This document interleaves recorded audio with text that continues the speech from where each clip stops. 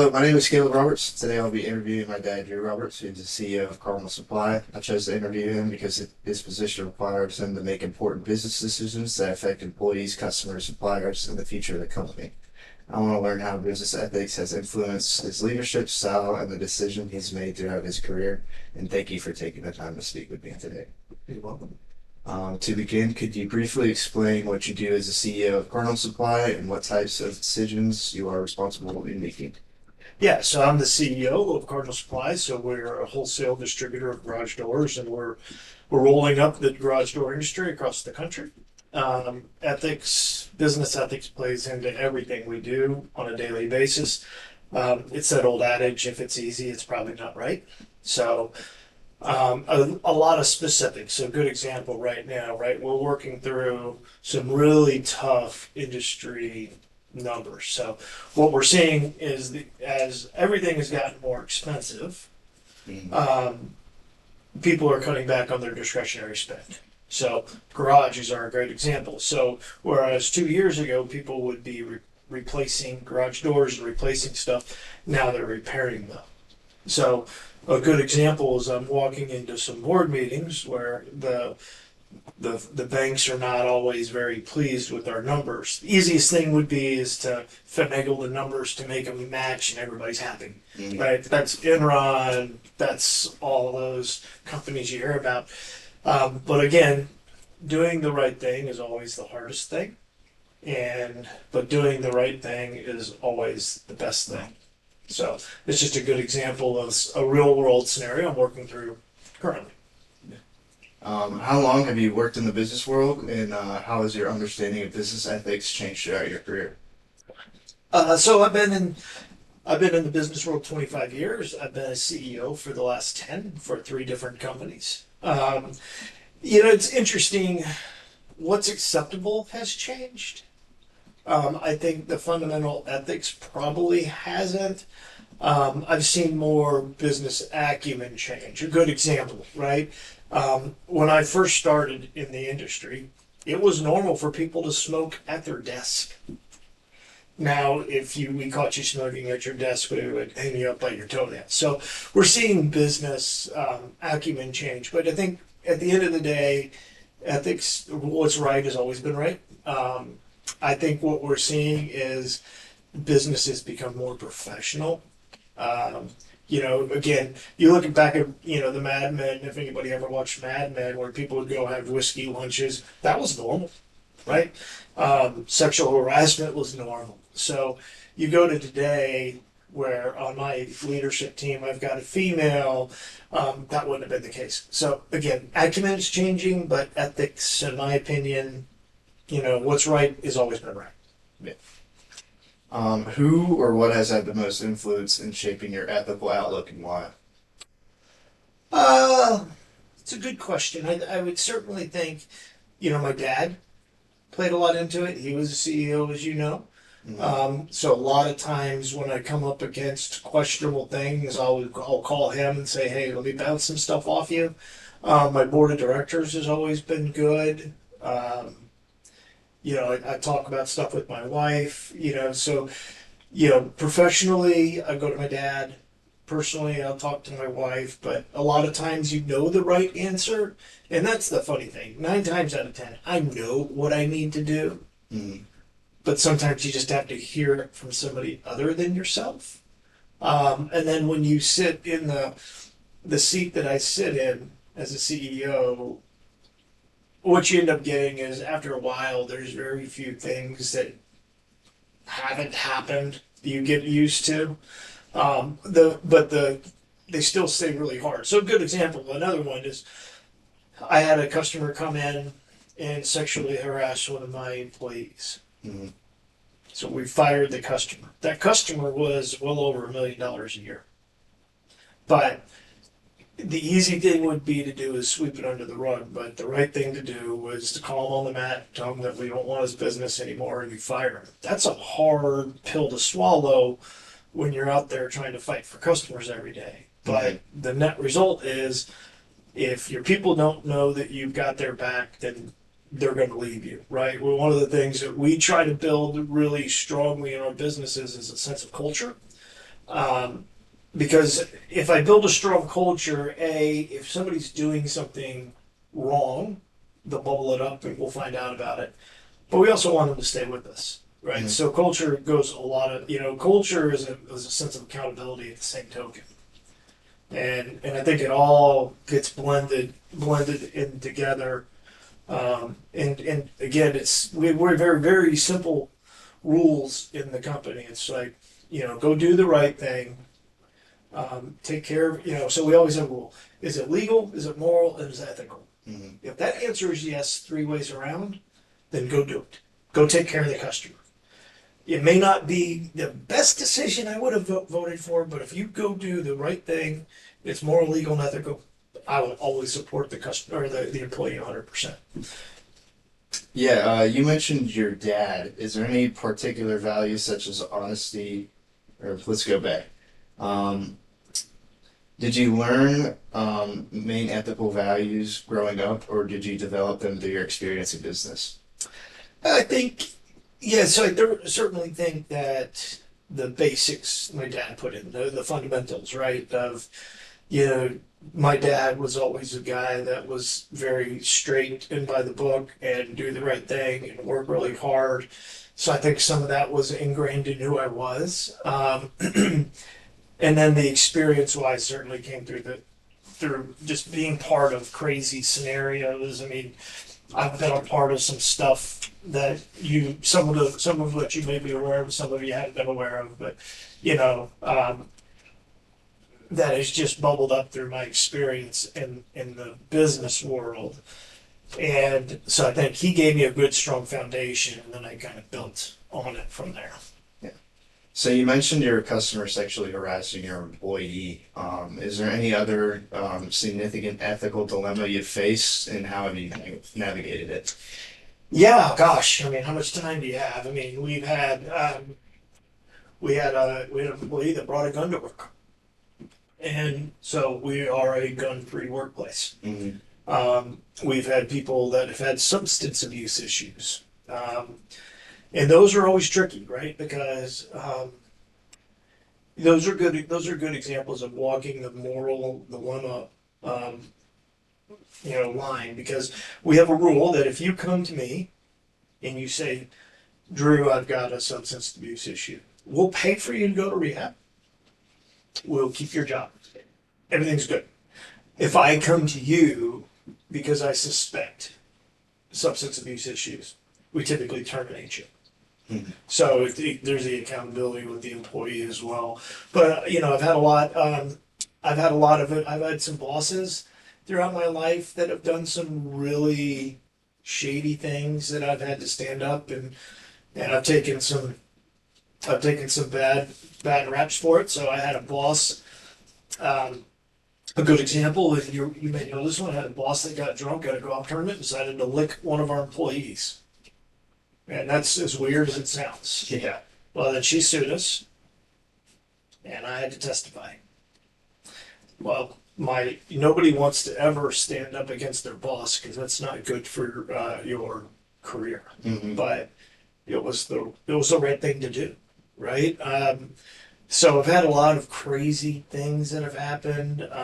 Generally, listen, I would always tell you, generally, 99 times out of 100, when it gets to off-site or after-hour stuff, alcohol's involved, and that's why you'll always see me very carefully watch what I drink because that has ruined more careers than anything else. Mhm. When you get into high pressure situations like my role today, it's people getting cute with the numbers because they're trying to make a quarter or they're trying to make a month and trying to keep the Lord off their back.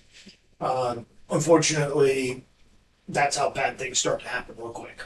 So, but yeah, I've seen a ton of crazy, stupid things that you go, how did this guy ever get in that job? Or, but the lawsuit was probably one of the bigger ones because at that point in time, I had two kids. My wife was pregnant with our third child. I desperately needed the job. Hmm. And here I am getting called up going, did this happen?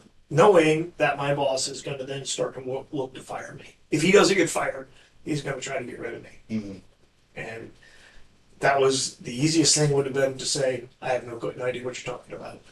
Hmm. But the right thing to do was to tell the truth, and I did. And it worked out okay for me. So we're talking a lot about you. Can you describe a time when someone you know that has demonstrated excellent in ethics and how that positively impacted you in the long term? Oh gosh, yeah. I think anytime you see somebody make the right decision in a really tough scenario, so I think I've had several. A good example. I had an inside salesperson back when I worked at Ferguson 500 years ago. I had an inside salesperson, and we did a lot of these missions and around the world for the United States. So one of the things is the United States government. We set up missions and we set up these facilities around the world, but they always buy from American contractors. Well, this facility happened to be in Zimbabwe. So she comes to me, she's my inside salesperson, and she goes, I screwed up. And I said, what happened? And we sent the wrong part to Africa. And she owned it. I screwed it up. It's all on me. It was a $50,000 fix. And so, but she's like, I understand, you may want to fire me, I get it, but I messed up. I just did it wrong. Mm-hmm. And because, and that's the funny thing, because she admitted she made a mistake, she didn't try to hide behind it. We fixed it, we moved on. It wasn't a big deal, right? 50 grand is a lot of money. But we tell our people all the time, there's very few mistakes that you can make that I can't write a check to make go away. But you got to be honest with me, because had she lied about it, we would have spent all this time trying to figure out who was right, because nobody wants to eat 50 grand versus, okay, we own it, we fix it, we move on. And she went on to have a very bright career at the company. Do you believe businesses have ethical responsibilities beyond simply just following the law? Yeah, absolutely. I think very much we have a ethical responsibility to be good stewards and good neighbors. So whether that's, there's been a lot of times where products have been legal, but may not have been safe. Mm-hmm. We have an ethical responsibility to pull them off the shelf and not sell them. We have an ethical responsibility to be good stewards in our neighborhoods. So I mean, it gets down to do the right thing always. But yeah, so certainly think people look to us. Listen, we're a for-profit, right? My job is to make money. Mm-hmm. But at the end of the day, I also believe that we have a core responsibility because of the people we serve. So I have a analogy I use, and I say, when somebody comes to work for me, I employ the whole person. And what I mean by that is I don't just employ the 9 to 5 Caleb. I employ the whole Caleb. And if I truly, fully believe in that, then I have an obligation to make sure that he goes home to a home that's solid and it's healthy and the water's clean and we're not dumping pesticides or all this other stuff. So that's why I think, yes, we have a very, very much a obligation to be good stewards and to be, we're big bad business. A lot of people like to say that, but ultimately I think there's more good than bad people. Mm-hmm. How do you balance the interests of employees, customers, suppliers, owners, and the customer or the company when their interests conflict? So we have a wheel at work that we use, and the wheel is just a big circle. It's just my job to take care of my people. My people's jobs take care of our customers, and our customers take care of us. Right? So it's very easy. And sometimes they will conflict, but generally you got to bubble it down to the basics. Okay, what's the right thing to do here? A lot of times about the customer comes and say, you didn't do this or you didn't do this. So the other day we had a customer come in who said, 30 days ago you didn't give me my stuff and your people are trashing. And it's actually my general manager in Tampa, and I was listening to him, and he was like, number one, you will never walk into my office and tell me my people aren't good. Mm-hmm. If that's your belief, then you can get the hell out of my shop. Number two is you can't come to me 30 days late and tell me you didn't get material. If you would have come to me yesterday and it was the day before, I would have given you everything. But you can't come to me 30 days later and tell me that you didn't get something. Mm-hmm. You know, we'll go cycle count, and if we're off, we'll give it to you. If we're not off, we're not going to give it to you. But never, ever walk in and start cussing my people out because right, you, your business is no longer welcome here.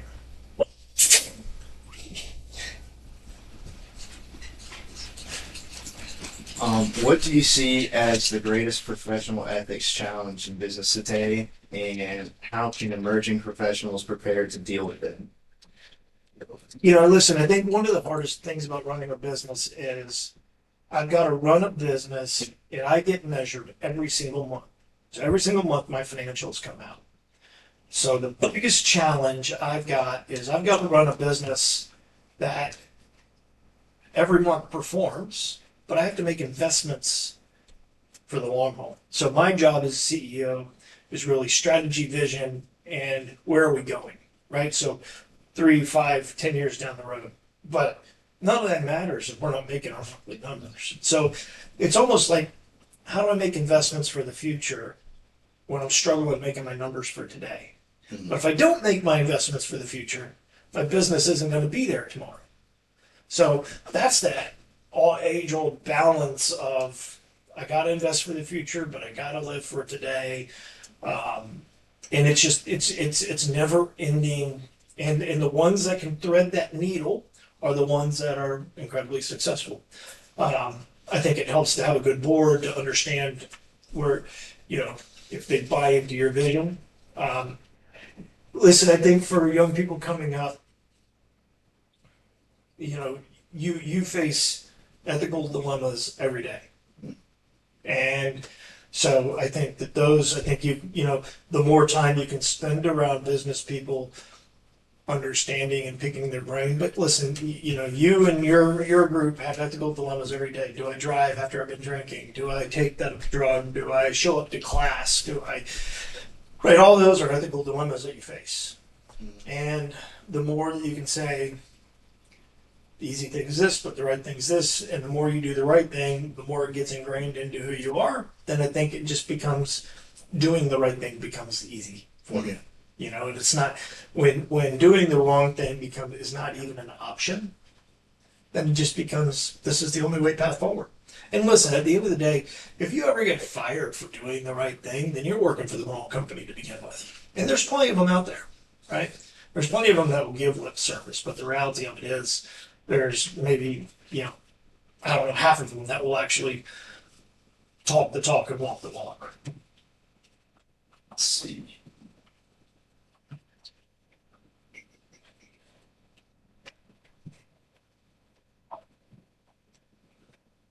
We want to go back and ask this question. So you talked about young professionals and facing business ethics.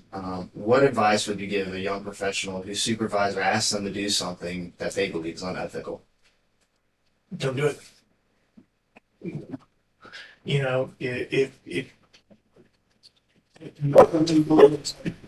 don't do it. And I would explain. I would tell my boss, this is why I'm not going to do it. Mm-hmm. I believe that that's unethical, that's wrong. And listen, if he forces you to do it, or she forces you to do it, then I would absolutely go to them and say, listen, this may cost me my job. This is what they asked me to do, and morally, ethically, I can't do it. And I would tell you that 9 times out of 10, they'll back down. And again, if they won't, you got the wrong job. And it's better you find out now than when you have a wife and 2 kids that depend on you to bring that money home. And now that ethical dilemma gets a lot more difficult. Mm-hmm. Right? It's one thing if you're just paying for your own outlet. But when you have a wife and 2 kids at home that depend on you making that paper, that ethical dilemma gets hard. Mhm. And so you better find it best to find out early than late. Well, that's all I have for you today. Thank you for taking the time to speak with me, and I really appreciate you sharing your experiences and perspective on business ethics. Your answers gave me several valuable takeaways about ethical decision making, leadership, and the importance of doing what's right, even when it may not be the easiest choice. You're welcome.